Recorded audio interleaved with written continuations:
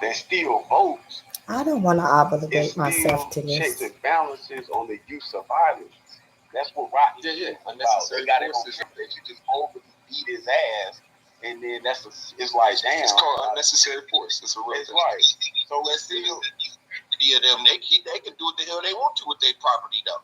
They can and they can't. They have plenary power. They can't just murder the fuck out of you, like, because that would be going against their interests. Because when you're alive, quote unquote, labor. I can produce, right? There you go. Produce, correct. And that's why the federal government steps in into a lot of those cases. Like that, just this 14th Amendment citizen asked on camera, or that your actions, as the Attorney General said with Breonna Taylor's situation, your actions led up to that person's death. So now we got to see about y'all ass. That's what they, and so we're talking about the war.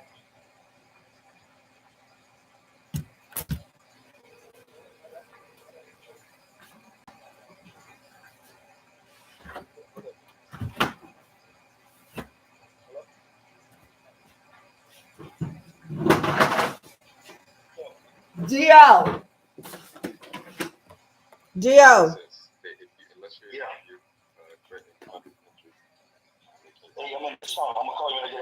Okay, bye. I have the definition of. I just wanted to quickly read and Googled it, and they speak about violence as being a behavior involving physical force intended to hurt, damage, weakness, or the strength of an emotion or an unpleasant or destructive natural force. And then, interestingly enough, they have violence. There's another subsection that says law. So violence under law is the unlawful exercise of physical force or intimidation by the exhibition of such force. That's interesting. So by unlawful intimidation as well. Yeah, but what they're doing is legal. There's a difference. Right, legal violence is different from violence. They're using this to compel you to perform for the contract that you So violence is unlawful. Yeah. Which makes it legal. Yeah. which makes it legal. Right? That's what you're saying, Miss. That's right. Yes, exactly. Say, can she read it again? Mm-hmm. Violence under the subsection law, under this definition, it says violence is the unlawful exercise of physical force or intimidation by the exhibition of such force. Right. So violence is it said unlawful. Unlawful exercise of physical force or intimidation. Force. So that's why the police, if they draw down and say freeze, put the gun down, and you don't, and he busts you, that's not violence. That would be use of force in the right lawful capacity. They wouldn't say that the police were being violent. They'll say that the person who didn't put the gun down was attempting to be violent, and he raised that gun up 2 inches, and before he could get a shot off, the cop dropped it. So the cop met him with equal force, not violence, because the cop was not being violent. He was doing his job. He was applying the force of the state. He said, "Put the gun down, freeze, stop, pow." So he wasn't being violent. Now, if a cop just walk up to you, hey, license and registration, man, fuck that, and just blow your head off, then he's being violent. He's gonna go to prison because why? Bro, you just walked up to the car, asked for somebody's license, and you just shot him.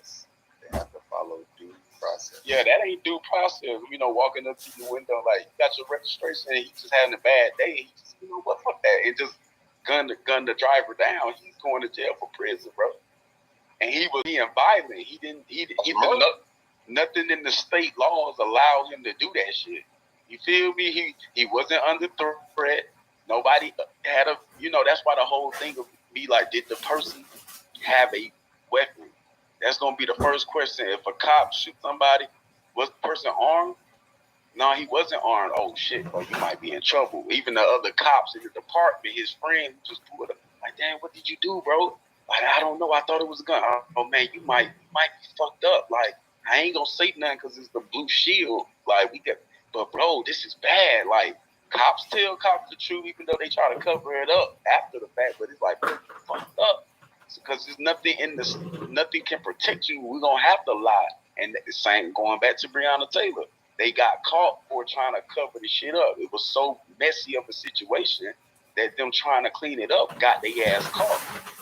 Because they tried to go back and do more and add to that warrant, and they just fucked up. They left too much, evidence of like, bro, y'all fucked up. They left a paper trail, but that's Paper trail, right? And a dead body, which is hard to get. All of that was an issue for them, and then they tried to the main issue right there. The dead body was the issue. This is the same thing that got O.J. Simpson on. People don't know it, but this is how O.J. got out. What Fonda is talking about right now, because they got caught up doing some dirty shit, trying to cover it up on their own cameras. Right. The prosecution fucked up that case. Right. And he could have been fucking guilty, but we ain't gonna talk about that. But nah, he wasn't guilty. They knew that. That's why they had to go do it the way they did it. And then they got caught up doing it that way. They put his blood in there. His blood had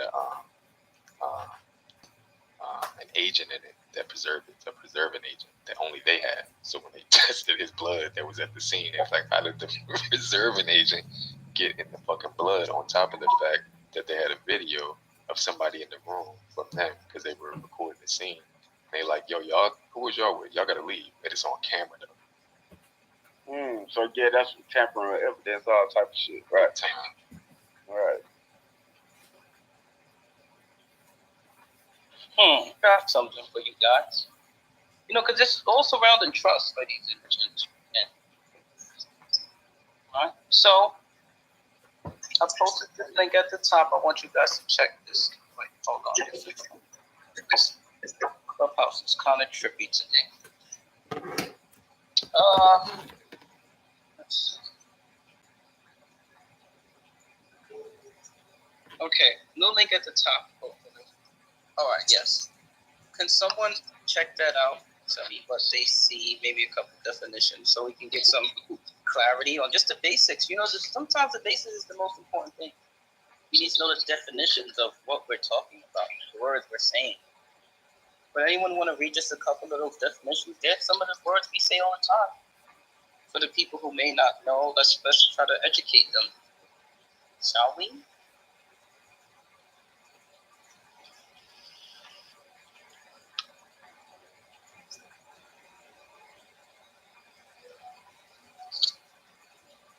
Application of chapter definitions.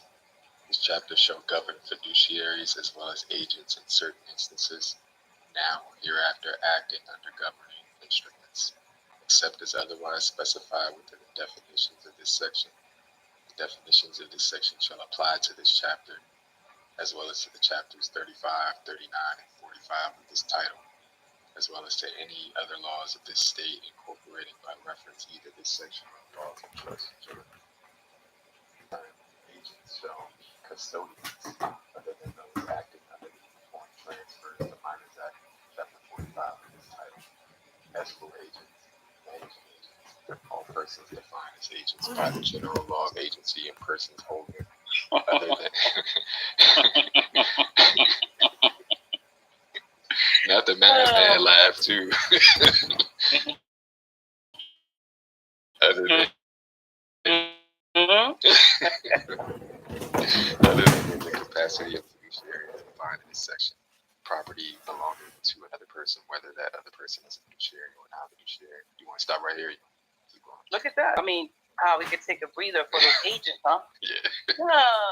They said agent is a custodian other than under the Uniform Transfer to Minors Act. So they're not talking about that kind of custodian. They clearly tell you we aren't talking about that kind. Oh, you're a custodian, not that kind, but a different kind. You guys, what is a custodian used for? You guys know that in finance, that a custodian can hold your securities? Correct, because that's what the definition of account means. An account means somebody holding a large sum of money on your behalf. A custodian Is that what an agent means? So that's my agent. That's a custodian. So if someone was to come to you and say, well, yeah, I'm an agent for this person, I'm their representative. And what are you? I'm a custodian. Well, what are you holding for them? Well, that's private business. I can't tell you that. A lot of custodian going on with this Delaware trust. All right, Lord, you can continue. You would sleep last night. Felicia was up here. He said causing a lot of issues. Well, you know, they do say that, you know, in order to conduct good business, all you got to do is find an issue and provide a resolution for good business. So I'm and it is Monday morning. I'm down to conduct some commerce. Who wants to conduct commerce?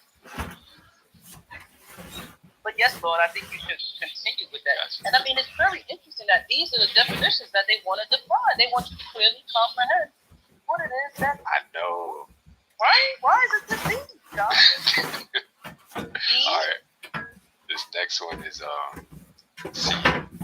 The term clearing corporation shall refer to a clearing corporation as defined in subsection 8-102 of Title 6.